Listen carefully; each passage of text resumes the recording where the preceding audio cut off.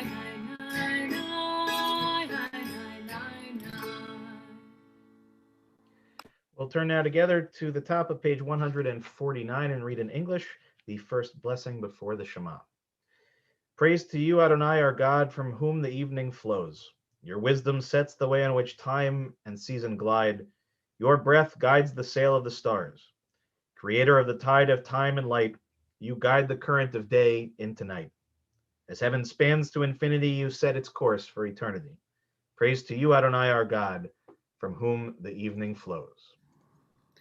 ומעביר יום ומביא לילה, ומבדיל בין יום ובין לילה, אדוני צבאות שמו, אל חי וקיים, תמיד ימלוך עלינו לעולם ועד, ברוך אתה אדוני, המעריב הרבים. אהבת עולם בית ישראל, עמך אהבת, תורה ומצוות, חוקים ומשפטים, אותנו למדת. על כן אדוני אלוהינו, בשוכנו וקומנו, נשיח בחוקיך, ונשמח בדברי תורתך, ובמצוותיך, לעולם לעולם ועד. כי הם חיינו, מאורך ימינו, ובהם נהנה יומם ולילה. מאהבתך אל תסיר ממנו לעולמים, ברוך אתה אדוני, אוהב עמו ישראל. שמע ישראל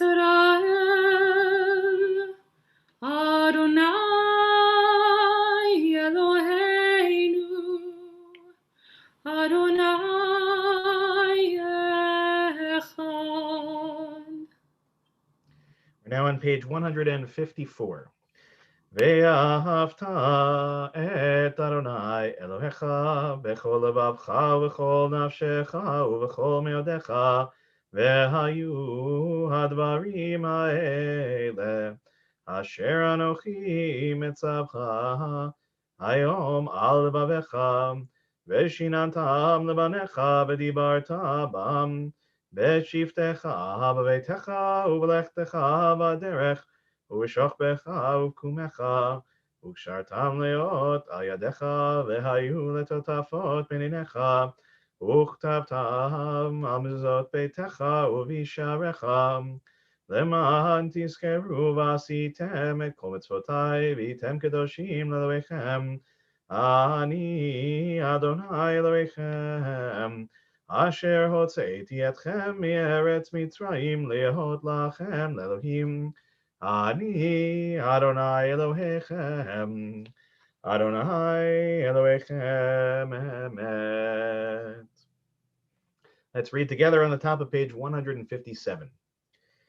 Standing on the parted shores of history, we still believe what we were taught before ever we stood at Sinai's foot, that wherever we go, it's eternally Egypt, that there is a better place, a promised land, that the winding way to that promise passes through the wilderness, that there is no way to get from here to there except by joining hands and marching together. As we turn back to Cantor Lauren and we turn to page 158.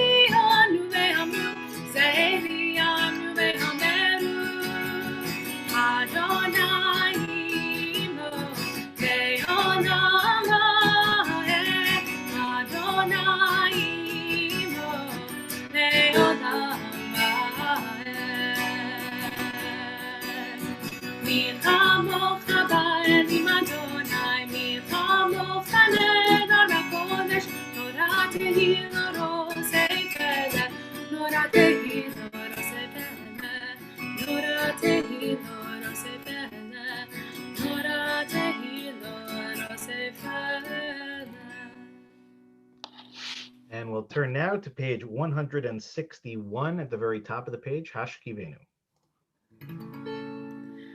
Let there be love and understanding among us.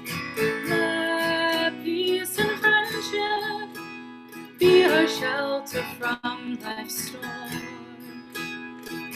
Let there be love and understanding among us. Let peace and friendship be our shelter from life's storm. Hashkivenu, Adonai Eloheinu. Hashkivenu, Shalom.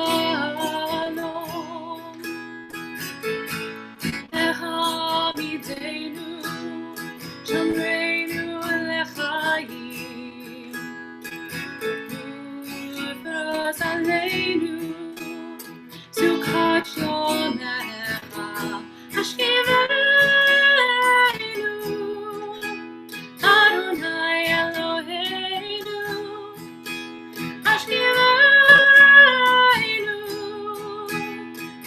Shalom.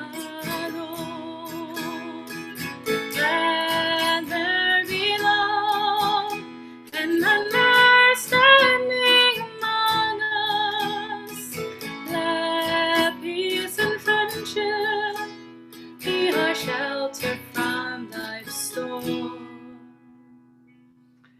And now we're going to turn to the top of page 162, Vishamru.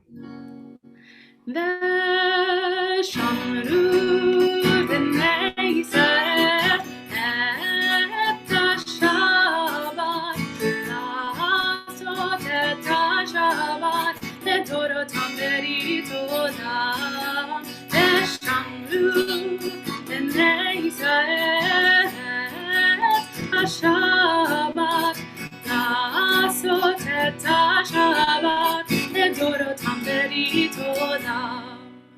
ביני ובין בני ישראל אותי לעולם. ושמרו בני ישראל את השבת, לעשות את השבת לדורותם ברית עולם. כי ששת ימים עשה אדוני את השמיים את הארץ.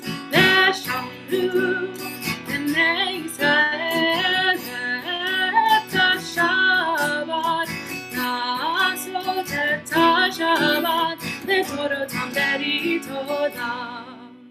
וביום השביעי שבר וינפש, שבת וינפש.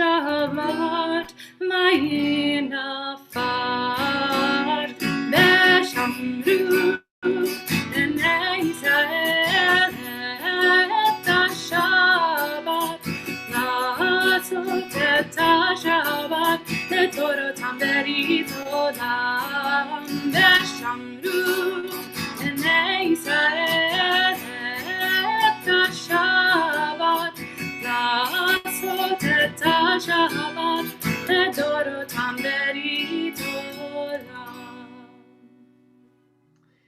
And in a moment, we'll begin the Amidah, and Cantor Lauren will lead us on page 164 in a meditation to help set our mindset for it. But as always, please go at your own pace, and when you're finished, you may be seated. So Cantor Lauren, if you'd start us off on 164, that would be great. Adonai שפתיי תפתח ופי יגיד תהילתך.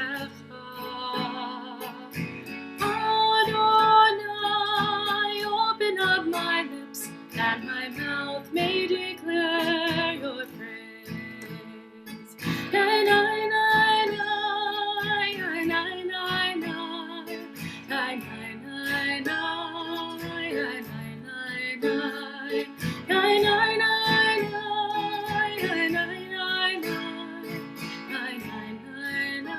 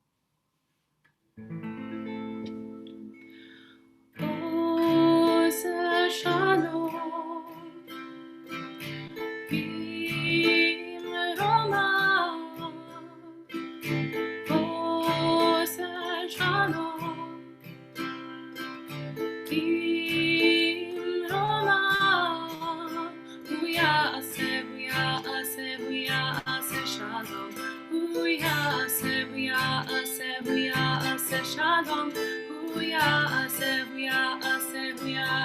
shalom. Alleluia. May the one who brings peace bring peace down, bring peace down. May the one who brings peace bring peace down, bring peace down. May the one who brings peace bring peace down, peace down. Oseh shalom, b'roma. Oseh shalom, b'roma.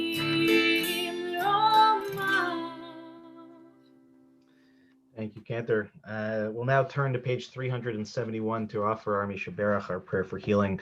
And as I read a list of those for whom are in our community and connected to our community that we're thinking of tonight, I'll invite you, if you'd like and feel comfortable, to share additional names in the chat or simply to hold the names of your loved ones in your hearts and minds. And as I said, we'll begin first by thinking of those in our community and connected to our community that we know are in need of healing. Stu Pollack, Harav, Mordechai Yaakov ben Malka Rivka, Jane London, Phyllis Silver, Catherine Guarino, Emunah Chava, Sandra Furman, Morty Lynn, Raina Walsh, Deirdre Klein, Stephanie Skitt, Nancy DeMate, Jean Ben Sadoun, Gloria Taradash, Judy Stern, Miriam Cornfield, Raz Brody, Hannah Ruth Batsara, Marlise Silverberg, Louis Davidson, Susan Spruce, Fagel Tzipora Bat Elisheva, Elisheva Bat Sarah, Richard Gambino, Michelle Sawicki, Idle Basha Bat Yitzchak, Tzu Menachem Ben Chaim, Rivka Bat Devora, Amy and Gavin Tucker, Janice Kurz, David Dowling, Neil Elliott and Eileen Rosen, Israel Ben Yitzchak, Ben Sion Ben Moshe, Lorraine Danis, Buddy Kosoff, Shelley Newmark, David Kyle Klotman, Rivka Bat Rachel, Sarah Bat Chana, Moshe Eliezer Ben Sivya, Peretz Ben Yehuda, and Leah Bat Naomi. And as we hold all of those names and those that we are thinking of this evening, we'll turn over to Cantor Lauren, who will lead us in the Misha Berach again on page 371.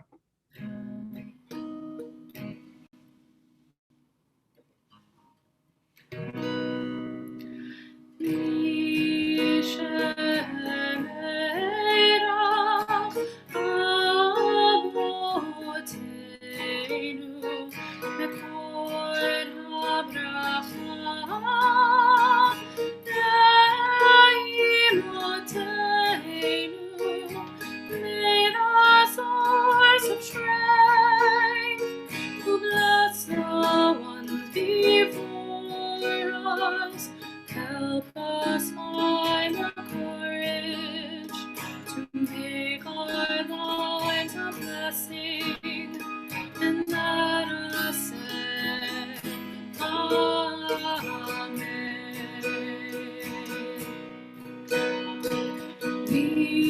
Misheberach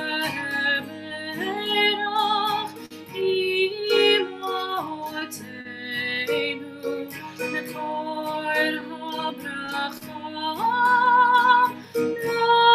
lavotenu, the souls in need of healing, with refuah shlema, a renewal of body, a renewal of spirit, and let us say Amen.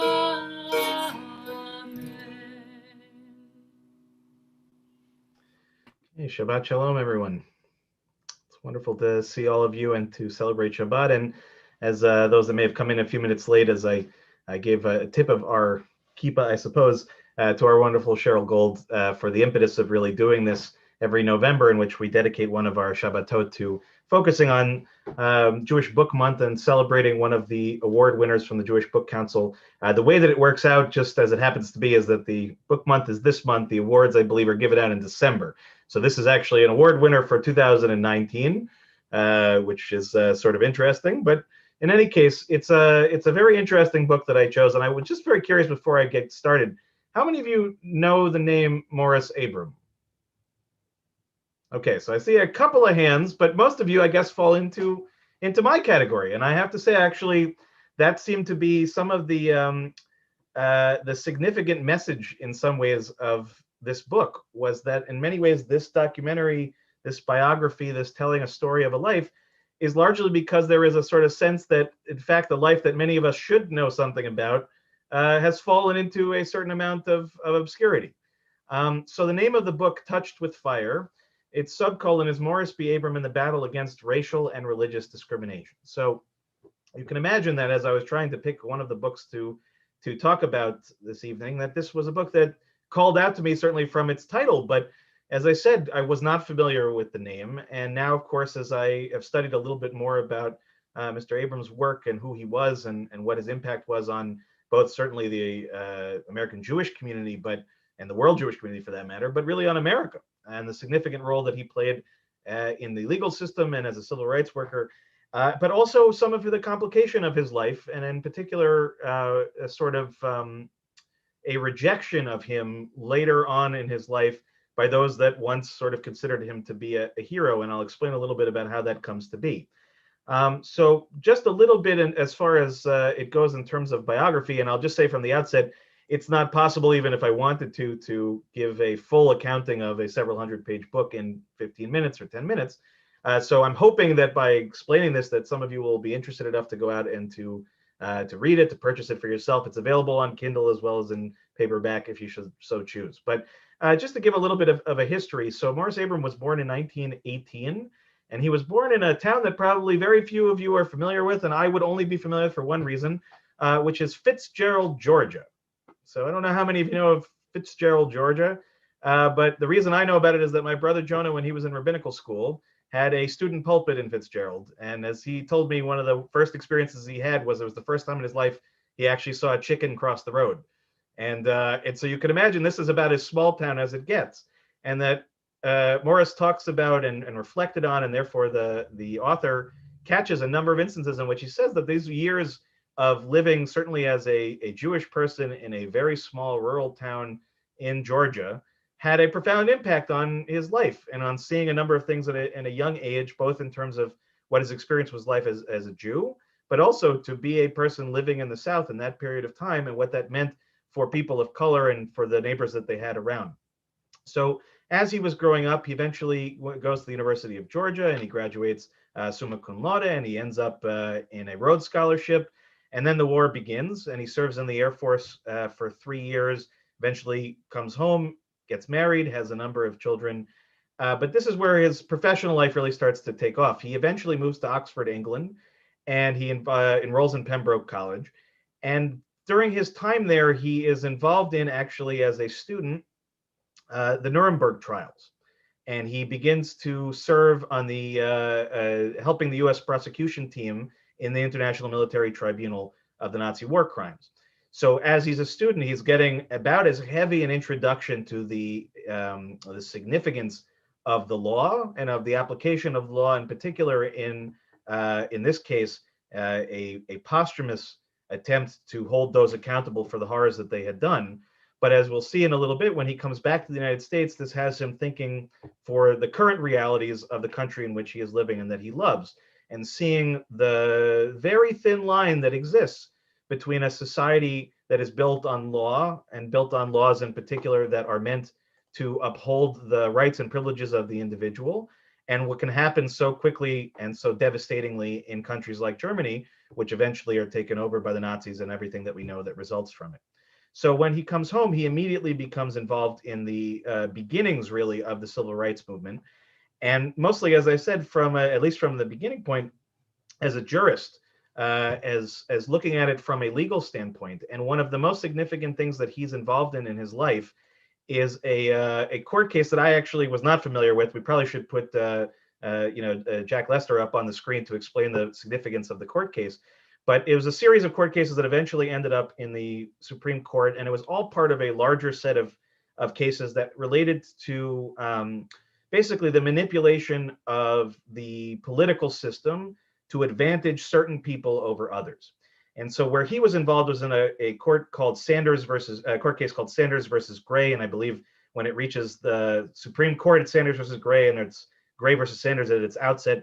But its beginnings is in Georgia, in which the common system up until that point was that basically the different electoral units within the state of Georgia were disproportionately skewed towards the rural counties, and that basically there had not been a updating of the system in such a way that you had a very small minority number of people outweighing those that, or a much larger percentage of those that were living in the cities. And what ultimately this results in, as you can imagine, is something that we still see as an issue that we know about today, which is the various things that are usually umbrellaed under the term of gerrymandering. But the idea that basically individual people's votes became less valuable because of the way the system was weighted to give, again, more advantage to those who are already in power, and in particular in the South, to those who are landholding whites. So he's involved in this case and ultimately is upheld, much to his surprise to some degree, first by the local courts and then eventually by the Supreme Court, that becomes part of, as I said, a series of legal discourse that relates to the idea that each individual vote should matter. And that it overturned this process in Georgia that allowed for the state legislature to be abused in the way that it was. And as I said, the other court cases that are similar related outside of just state legislatures to eventually the Congress, the Senate, and so on. So from a very, very early state, one of the best ways that Morris Abrams saw to fight injustice was to really uphold what he believed to be a basis of our country, which is really that every individual should matter. And so he fought very significantly in his lifetime as part of the civil rights movement for this idea of trying to ensure that every single individual human being in this country, specifically at the beginning, should be treated as such, should be treated as somebody that is deserving of equal dignity and equal space. Where things get a little bit trickier is as time goes by. So in the 60s, as we may remember, a number of things in the movement, the civil rights movement, happen that in some ways halt and in some ways change the trajectory of the movement as a whole, one of which being the assassination of Martin Luther King. And Abram became a friend of King's and worked beside him on many different instances. And of that era and that movement, there was a certain kind of mentality around it that as the 60s progressed and into the 70s and eventually into the 80s, started to change a little bit. And one of the areas in which he eventually became in conflict with those that he originally seemed to work so well with was around matters of, for example, affirmative action. That he was opposed to the idea of affirmative action because he believed that it had a disproportionate and opposite effect, right, of what its intention was. And I won't get into the specifics of why he was arguing what he was arguing. It's worth reading the book and hearing his arguments, not perspective certainly that I hold. But essentially what happened was that he, at one point in his life, was considered a sort of a hero of the liberal movement in this country. And then in a matter of a decade or so, was suddenly considered on the outs because of those perspectives. But really, his life is much more nuanced than that. And it's worth understanding and reading the book to understand his philosophies and his sort of perspectives on things. But ultimately speaking, that is part of the reason, as I said at the outset, that many people ultimately don't know who he is, because the movement that he basically emerged from, in a lot of ways, rejected him as the years went on. And as I said, not necessarily without cause, but at the same time, not so much cause, in fact, that it should wipe his story from our history at the very least. And at the most, really is worth actually a careful consideration of his perspective. It's also worth acknowledging that on a less national level and a more Jewish level, he was deeply involved in a number of very important Jewish issues that ranged from the 60s and on, and really before that as well. One of which was really fighting to save the lives of Jews who were living behind the Iron Curtain, in which he got very involved over the years in different political spheres and involved at the UN for that purpose as well. He was also the head of the American Jewish Committee, if I remember correctly, in the 60s, before eventually taking over for 2 years as the president, only the second president, I think, of Brandeis University. And part of the reason why that didn't work for him was because he didn't realize he was taking over in the late 60s, where students at that time in many campuses around the country were taking fairly radical positions on a number of things. And he, interestingly enough, while he had been associated with the civil rights movement, which itself was oftentimes considered something of a radical movement, he himself was something more of a conservative-minded guy. So he ended up being sort of an iconoclast in every direction. And it's part of the reason why, as I said, that he sort of faded into a certain kind of obscurity. But the reality is that there is nothing basically in the civil rights movement that he was not involved with in a very significant kind of way. And quite frankly, there was nothing in the Jewish world in America in particular and around the world that he wasn't, deeply involved in as well. And I think that I learned a tremendous amount from reading this book, and I really highly recommend it. It's not a overly ambitious book or one that will take a tremendous amount of time for you. The truth is, a lot of things you can learn, especially from a biographical standpoint, by just Googling people's names. But the truth is, I found that actually left out so much. And that this book, and I think that the author does a really wonderful job of trying to paint the full picture of the man, his personal life, his professional life, his idiosyncrasies, his incongruities. But I think that ultimately speaking, one of the key sort of last takeaways that I had was really from the end of the book, one of the last lines in which there is a quote that's attributed to him. And, he at one point was given what most people would have considered a death sentence in, I think, 1973, where he was diagnosed with leukemia, which especially at that time was considered basically an almost exclusively fatal disease. But through a series of different kinds of treatments, he was able to actually overcome it, and he died from an unrelated illness later on in his life. But while he was going through that process, it had a tremendous effect on his overall psyche.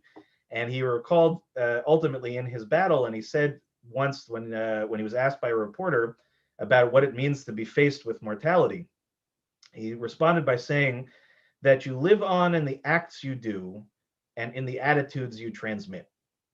So ultimately speaking, I think one of the takeaways that I took from the book and from studying Abram's life was that he was somebody who really, again, was focused on action, that he was not content with simply living. He could have very easily lived in an academic world, had all of the arguments that one has in a classroom or in a book.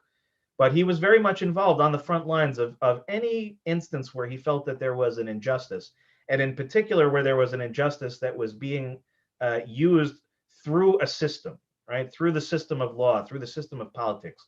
He really found that one of the things he treasured the most about this country was its constitution, and it hurt him to see when that constitution was being used as a cudgel, and when it was being abused for the purposes of keeping individuals or individual parties in power.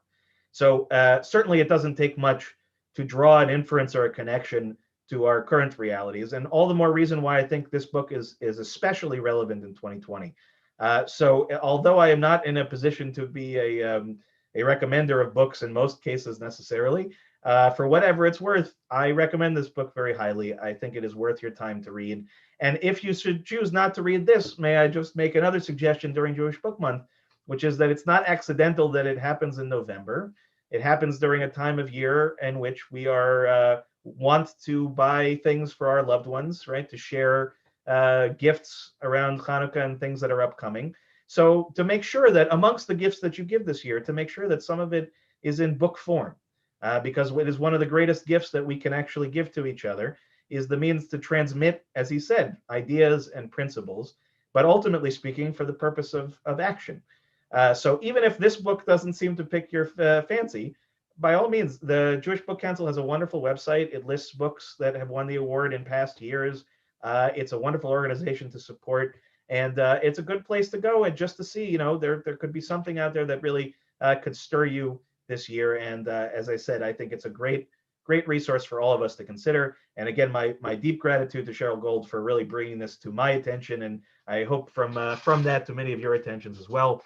And with that, I wish you a Shabbat Shalom, and my gratitude to Morris Abram Zichrono Livracha for the things that he did that truly have benefited each and every one of us, and certainly each and every member of this wonderful nation that we call home. So with that, I wish you again a Shabbat Shalom. We'll turn now to page 186. I'll invite you to join me on the bottom of the page. Aleinu l'shabech. Aleinu l'shabech ladon hakol, latet gedula leotzer breshit, shelo asanu kigoye haratzot, velo samanu kemishpechot adama, shelo sam chelkenu kahem, vegor aleinu kechol hamonaham. ואנחנו קוראים ומשתחווים ומודים לפני מלך מלכי המלכים הקדוש ברוך הוא. We're now on page 591. ונאמר והיה אדוני למלך על כל הארץ Bayom hahu, Yeh Adonai echad, Ushemo, Ushemo echad. I'll now invite those who are in mourning or observing yahrzeit, if you so choose, to please rise at home as we mark and remember those first who have passed in recent months. Miles Ambrose, Nancy Fisher, Saul Fisher, Edwin Friedman, Sandra Friedman, Lucy Gladstone, Lois Herr, Philip Idon, Phyllis Katz, Laura Kurz, Madge Judith Parcher, Steve Popkin, Vera Shaps, Norma Small, Marjorie Weinberg Berman, Marvin Weiss, and Joanna Lee. We also mark the yahrzeits that occurred during the last week for Harold Adler, Jerome Alpern, Abraham Blasenheim, Florence Braz, Oscar Brill, Wilfred Cohn, Nathaniel Dror, Herbert Fabricant, Julius Goldfarb, Pincus Grossman, Peggy Caton, Elias Riss, Irving Saltzman, William Scavron, Teresa Spitz, Harry Tiemann, and Samuel White. And if there's anyone for whom you're saying Kaddish this evening that we didn't mention and you would like to mention them, you're more than welcome to add them to our chat or simply to hold them in your hearts and minds as we join together on page 598 for the Mourner's Kaddish. Yitkadal v'yitkadash shemei Rabbah, be'alma divra chirutei v'yamlich malchutei, v'chayichon u'v'yomechon u'v'chayei dechol beit Yisrael, ba'agala u'v'zman kariv v'imru amen. Yehei shemei Rabbah mevarach le'alam u'le'almei almaya.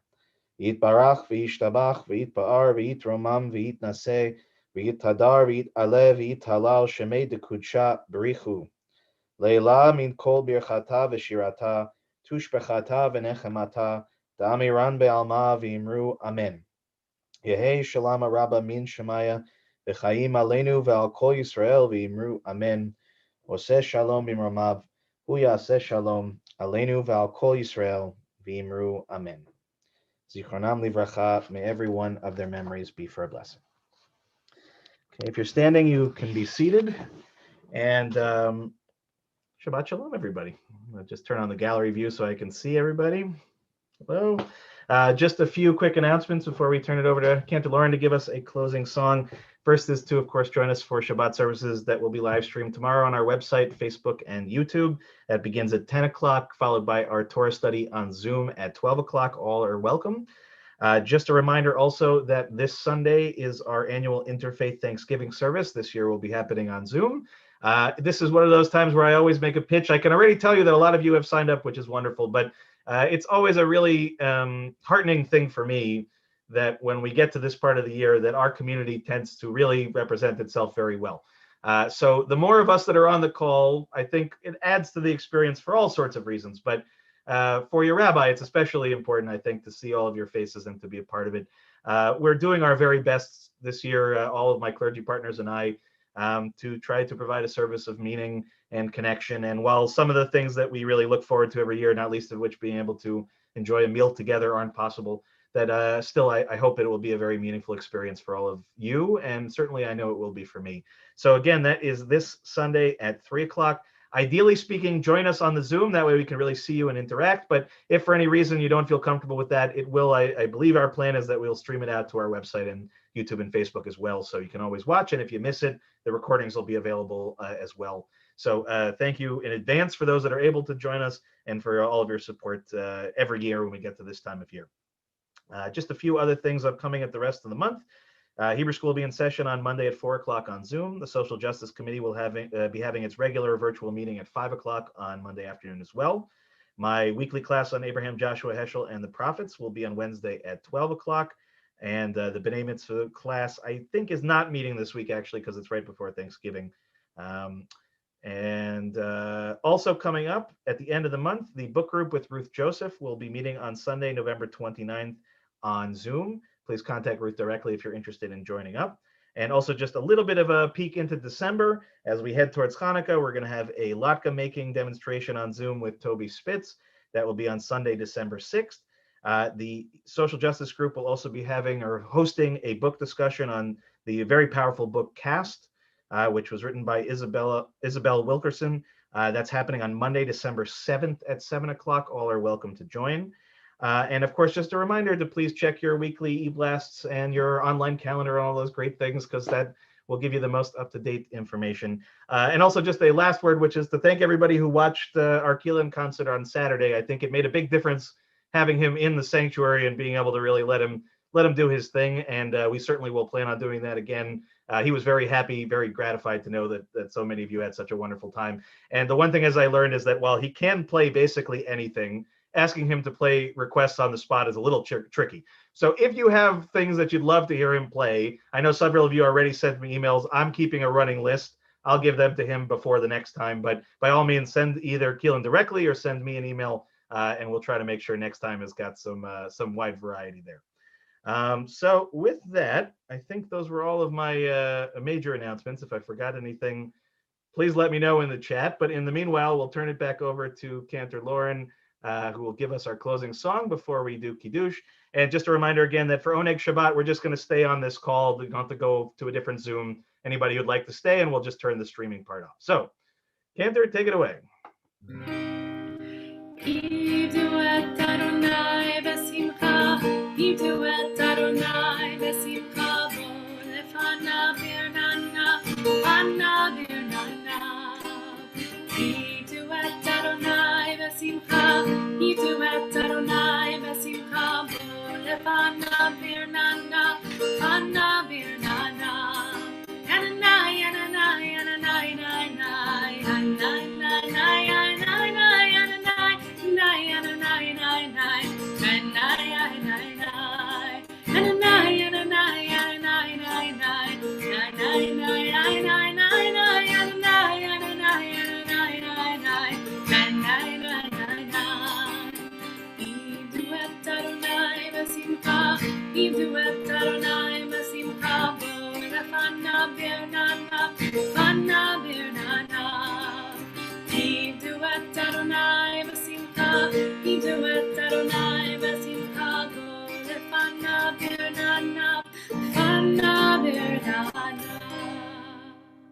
Thank you, Cantor. And if you have grape juice or wine handy, you'd like to join me, we're on page 123. Baruch atah Adonai Eloheinu melech haolam b'horei peri hagafen. Baruch atah Adonai Eloheinu melech haolam asher kitshanu b'mitzvotav v'ratzavanu v'shabbat kodsho b'ahava uvratzon inchilanu zikaron le'maaseh v'reishit ki hu yom techila lemikrae kodesh Zecher letziat Mitzrayim, ki v'hanu v'acharta, ve'otanu kidashta, mikol ha'amim, ve'shabbat kodshecha, ve'ahava uvratzon inchaltanu, baruch atah Adonai, mekadesh ha'shabbat. Amen. Shabbat shalom, everyone. L'chaim. Okay, now let me give you the power to unmute.